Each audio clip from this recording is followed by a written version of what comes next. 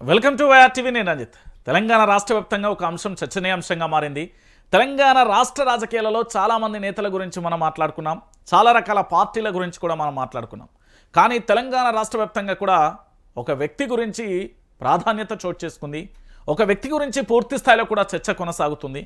ఒక వ్యక్తి ఎజెండాగా కూడా రాజకీయం మారబోతుందా అనే చర్చ కూడా కొనసాగుతున్న తరుణం కనబడుతుంది. ప్రస్తుత రాజకీయాలలో పూర్తి స్థాయిలో కూడా ఎటువైపు చూసినా ఆ వ్యక్తి గురించే చర్చ కనబడుతుంది. ఎవరా వ్యక్తి, ఏంటా కథ అనేది కూడా ఒకసారి చూసే ప్రయత్నం అయితే చేద్దాం. పూర్తి స్థాయిలో కూడా కష్టమైన నష్టమైన, బాధైనా సంతోషమైన, పోరాటమైన రణమైన తగ్గేదేలే అంటున్నారు ఆ నేత. ఆ నేత ఎవరో కాదు, ఒకసారి మీ అందరికీ కూడా చర్చించే ప్రయత్నం అయితే చేస్తా. ఒకసారి చూడండి. కష్టమైన నష్టమైన జనం మధ్య సమస్యల పరిష్కారానికి ఆందోళన బాట. ప్రజాక్షేత్రమే ఆమెకు పొలిటికల్ రోడ్ మ్యాప్. రాజకీయంగా సమదూరంలో బీజేపీ కాంగ్రెస్. రాష్ట్ర వ్యాప్తంగా ఇటీవల విస్తృత పర్యటనలు.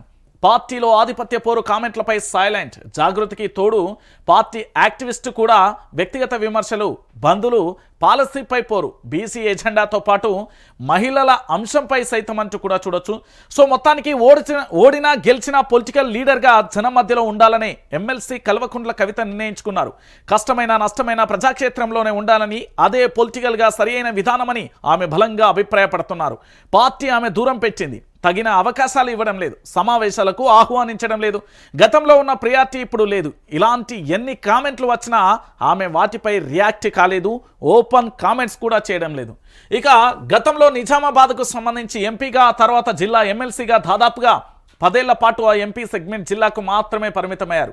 కానీ ఇప్పుడు అన్ని జిల్లాలలో పర్యటిస్తున్నారు. పార్టీ లైన్తో సంబంధం లేకుండా తెలంగాణ జాగృతి, పూలే యునైటెడ్ ఫ్రంట్ లాంటి ఫోరంల ద్వారా యాక్టివిటీస్ని పెంచేశారు ఎమ్మెల్సీ కవిత.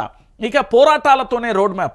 ప్రజా సమస్యలను టేకప్ చేస్తూ ప్రభుత్వంపై ఒత్తిడి పెంచడం, పరిష్కారం కోసం వారి తరపున కొట్లాడే మార్గాలను ఆమె ఎంచుకున్నారు. పార్టీలో కేటీఆర్, హరీష్ రావుతో పోలిస్తే తగిన ప్రాధాన్యం లేదన్న మాటలు వినిపిస్తున్న వాటిని ఆమె డోంట్ కేర్ అనే రీతిలో కూడా లైట్ తీస్తున్నారని సన్నిహితులు పేర్కొంటున్నారు. ఒక పొలిటీషియన్గా తనకు దూరం పెట్టిన వ్యక్తులే భవిష్యత్తులో తన శక్తిని తెలుసుకోవాలన్న కసితో రోడ్ మ్యాప్ రూపొందించుకున్నారని చెప్తున్నారు.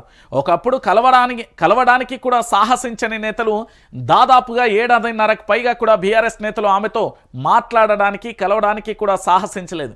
పార్టీ మౌఖిక ఆదేశాలు ఉన్నాయేమోనని ఆమెను అనుచరులు ఆవేదన వ్యక్తం చేశారు. కానీ సమయం వచ్చినప్పుడు వారే దగ్గర చేరుకుంటారని భరోసా అనుచరులకు నూరిపోసిన ఆమె దాదాపు 4 నెలలుగా జిల్లాలలో పర్యటనలకు శ్రీకారం చుట్టారు. బీసీ ఎజెండాతో పాటు నిజాం షుగర్ ఫ్యాక్టరీ పునరుద్ధరణ, పసుపు బోర్డు, కళ్యాణ లక్ష్మి, తులం బంగారం కానుకాయ్, బతుకమ్మ చీరలు, తెలంగాణ తల్లి విగ్రహ మార్పు తదితర అంశాలతో విధానపరంగానే కాంగ్రెస్, బీజేపీలను కవిత టార్గెట్ చేశారు. ఆ అంశాలతో ప్రజలతో నిర్వహిస్తున్న ఆందోళనలో అనివార్యంగా స్థానికంగా ఉండే బీఆర్ఎస్ నేతలు కూడా పాలుపంచుకోక తప్పలేదు.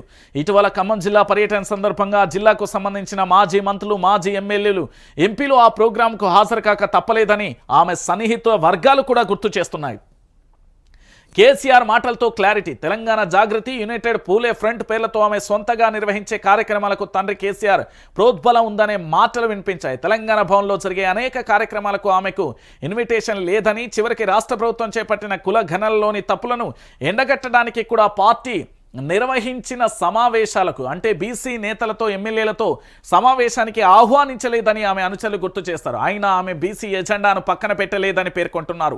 తెలంగాణ భవన్లో ఇటీవల విస్తృత స్థాయి పార్టీ సమావేశం జాగృతి తన యాక్టివిస్టును తాను చేస్తుంది అంటూ కేసీఆర్ మాట్లాడడంతో ఆ సంస్థ కార్యకలాపాలు యథావిధిగా కొనసాగుతాయని, ఆగవని, పార్టీ ప్రోగ్రాంతో సంబంధం లేదని పార్టీ శ్రేణులకు మెసేజ్ ఇచ్చినట్లుగా అభిప్రాయాలు పార్టీల నేతలలో వ్యక్తమవుతున్నాయి. ఇక బీసీ ఎజెండాతో మొదలైన ప్రయాణం. లిక్కర్ కేసులో ఆరోపణలు వచ్చినప్పటి నుంచి పార్టీ కార్యకలాపాలకు దూరంగా ఉంచారనే చర్చ కూడా ఉన్నది. కుల గణనపై బీసీ డిక్లరేషన్ కాంగ్రెస్ పార్టీ ప్రకటించినప్పుడే ఆమె ఎక్కడా బయటపడకుండా బీసీ ఎజెండాను సిద్ధం చేసుకున్నట్లుగా సన్నిహితుల ద్వారా తెలిసింది. లిక్కర్ కేసులో అరెస్టు కావడానికి ముందే యునైటెడ్ పూలే ఫ్రంట్ను ఏర్పాటు చేసుకునేందుకు బీసీ సంఘాలతో సమావేశమై ఒక గ్రౌండ్ను కూడా ఏర్పాటు చేసుకున్నారు. ఇక పూలే జయంతిని బీసీ సంఘాల ప్రతినిధులతో కలిసి ఈ ఏడాది ఫిబ్రవరిలో ఇందిరా పార్కు దగ్గర భారీ స్థాయిలో కూడా నిర్వహించారు. ఏడాదిలో దాదాపు 80 బీసీ కుల సంఘాలతో ప్రతినిధులతో సమావేశమయ్యారు.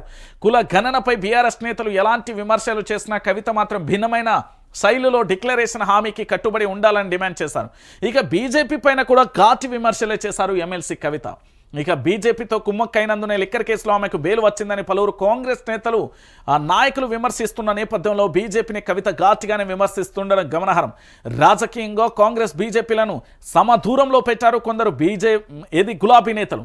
ముఖ్యమంత్రి రేవంత్ రెడ్డిని వ్యక్తిగతంగా దూషిస్తున్న కవిత మాత్రం రాజకీయంగా విధానపరంగానే విమర్శిస్తుండడం విశేషం. హామీ ఇచ్చిన పథకాలను అమలు చేయాలంటూ డిమాండ్ చేస్తున్నారు. ఇప్పుడు ఆమె చేస్తున్న యాక్టివిస్టులే రానున్న రోజులలో ఆమెకు పార్టీలో మరింత ప్రియారిటీ వచ్చేలా చేస్తాయా?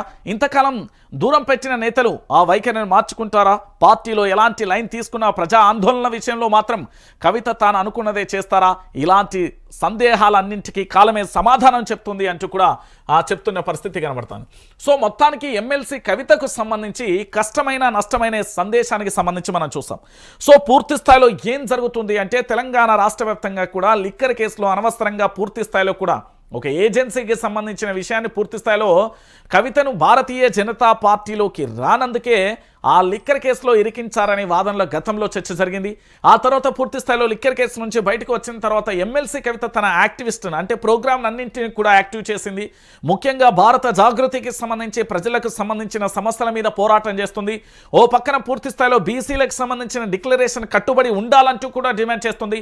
ఓ పక్కన రుణమాఫీ విషయంలో, రైతులకు సంబంధించిన రైతు భరోసా విషయంలో, తులం బంగారం విషయంలో, బతుకమ్మ చీరల విషయంలో, కళ్యాణ లక్ష్మి విషయంలో, దానితో పాటు మహిళలకు 2500 విషయంలో, మహిళలకు సంబంధించిన ఏదైతే స్కూటీల విషయంలో కూడా కవిత పోరాటం చేస్తూనే కనబడుతున్నారు. సో కవిత పోరాటం అనేది ఉధృతంగా కొనసాగుతున్న ఈ తరుణంలో కొంతమంది పార్టీ నేతలు అంతి ముట్టనట్టుగా కూడా వ్యవహరిస్తున్నారనే ఆరోపణలు వినబడుతున్నాయి. సో ఇలాంటి పరిస్థితులలో కూడా తన దారి తన రోడ్ మ్యాప్ తానైతే నిర్ణయించుకున్నది. ఎవరు వచ్చినా రాకపోయినా పూర్తి స్థాయిలో భవిష్యత్తులో అందరూ తన దగ్గరికే వచ్చేలా రాజకీయ ఎజెండా ఉండబోతుందా అంటే అవుననే సమాధానం వినబడుతుంది. భారీ స్థాయిలో కూడా తెలంగాణ రాష్ట్ర వ్యాప్తంగా పేరుకుపోయిన సమస్యల మీద పోరాటం చేస్తూనే ఎక్కడ వ్యక్తిగత విమర్శలకు దిగకుండా రాజకీయ విధానపరమైన అంశాలను మాత్రమే కవిత ఎత్తి చూపడంలో సక్సెస్ అవుతున్నారనే చెప్పొచ్చు. ఇప్పటికే పూర్తి స్థాయిలో బీసీలకు సంబంధించిన పంచాయతీ, మరో పక్కన ఇటు 6 గ్యారంటీల విషయం, మరో పక్కన రాజకీయ నాయకులకు అంటే కాంగ్రెస్ పార్టీ నేతలకు కౌంటర్ ఇస్తూనే పూర్తి స్థాయిలో కూడా తన యొక్క ప్రయాణాన్ని కొనసాగిస్తున్న తరుణం కనబడుతుంది. సో మొత్తానికి పూర్తిగా కూడా కష్టమైన నష్టమైన కూడా ప్రజల మధ్యలో ఉండడానికే కవిత ఇష్టపడుతున్న తరుణం కనబడుతుంది. ఇప్పటికే మనం చాలా అంశాలు చూసాం. గతంలో తెలంగాణ ఉద్యమ సమయంలో కూడా బతుకమ్మకు సంబంధించి పూర్తి స్థాయిలో ఏ విధంగా పోరాటం చేసిందో చూసాం. ఇప్పుడు కూడా కవిత మరో పోరాటానికి రంగం సిద్ధం చేసిందనే చెప్పొచ్చు. కవిత సైలెంట్ కేసీఆర్ కంటే చాలా వైలెన్స్గా మారబోతుంది అనేది రాజకీయ విశ్లేషకులైతే చెప్తున్న పరిణామం కనబడుతుంది.